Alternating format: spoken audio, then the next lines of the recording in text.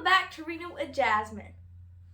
I'm here to read Chapter 5, and it is getting good. Chapter 5, Roommates. Alexis and I left the table and headed for the tents.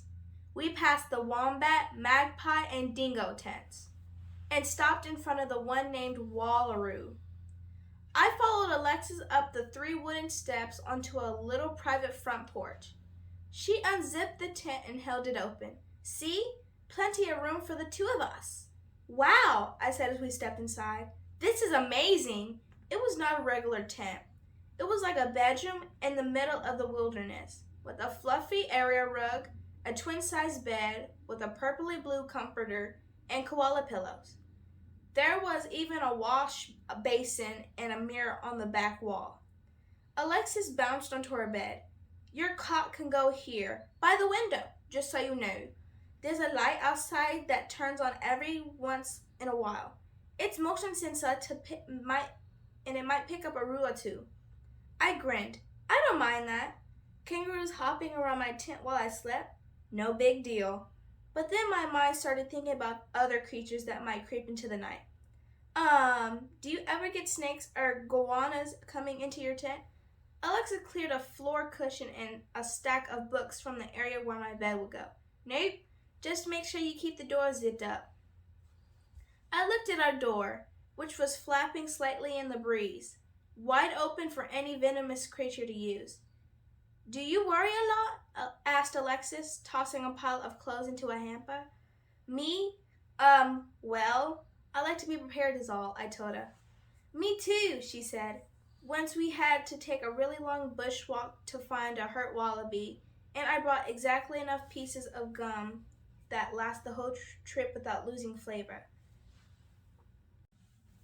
That took careful planning.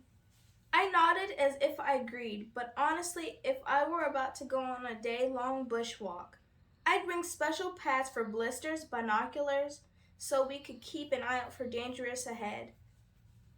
A compass so I wouldn't get lost, and my edible plants of Australia chart in case we had to survive a few days in the wild. Let's get all the stuff we need before dark, said Alexis. Everything is at the farmhouse. I followed her out the tent and carefully zipped the flap closed behind me. At the farmhouse, Aunt Mamie and Auntie Lynette were drinking tea in the kitchen with Mom. They took us to the camping basement where they had a storage full of camping gear. Auntie Lynette pulled out a folded camp cot for me, and Aunt Mamie gathered a sleeping bag and pillow. Give them all a good shake, she said, just in case of critters. What? I gasped, horrified. Oh, bite your bum, Auntie Lynette said, waving me off. Can't be scared of critters when you live in the bush. Auntie Mamie spotted Alexis looking at a box on one of the shelves. Take anything you want from here, girls, she said, placing it on the floor for us. Decorations for my wedding. Aunt Mamie and Auntie Lynette had been my aunties since before I was born, but they only got married a few years ago, after the law was changed to allow it. The wedding was shortly after my dad died, so it was hard for Mom and me to come. We wish your family could have been there, Kira, Aunt Mamie said softly. I was there, Alexis piped up, rifling through a bunch of silk flowers. Auntie Mamie gave me a big hug. You were there in our hearts, Bunny. And then Auntie Lynette hugged us hard together, almost knocking us over and making us all laugh. Alexis pulled a long, flowy purple curtain out of the box. Ooh, I love this. Purple's my favorite color. Do you like it, Kira? She switched it around, spinning. Yeah! We could drape it across the front of the tent like a dramatic entrance, I said. And so we took the purple curtain along the cot, sleeping bag, and a blanket and set up our room in the bush camp. Then we joined the Currys, Shashi and Evie at the barbecue to make a damper, which I learned was soda, bread cookies, and hot ashes. You eat it dipped in honey. It was pretty much the best night of my life.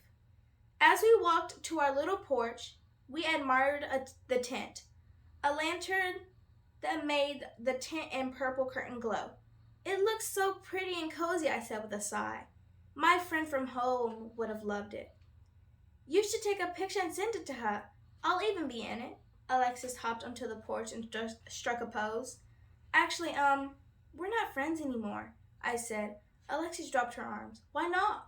It's weird, I said, walking past her into the tent and sitting on the edge of my cot. I love weird stuff. Try me, Alexis urged. So I told her the whole story, how Layla dropped me when she got serious about soccer and found a whole new group of friends. The last time we hung out, I said, looking at my feet, I wanted to walk to the smoothie shop, something we used to do all the time, but she just wanted to kick the soccer ball around. All the girls did, except for me. I'm not a big fan of soccer, so I decided to go home. She got mad and said I needed to go with the flow, and that's my whole problem. I stopped talking, realizing I had totally spilled my guts to her. Give me that, Alexis said, taking my phone. Sounds like a go with the flow means do what she wants all the time. I've had those kinds of friends before. You deserve a better friend than that. Thanks, Alexis, I said with my heart swelling. You can call me Alex if you want, she said. At least that's what my friends call me. Then she put her arm over my shoulder and we snapped a selfie in front of our tent. This concludes Chapter 5.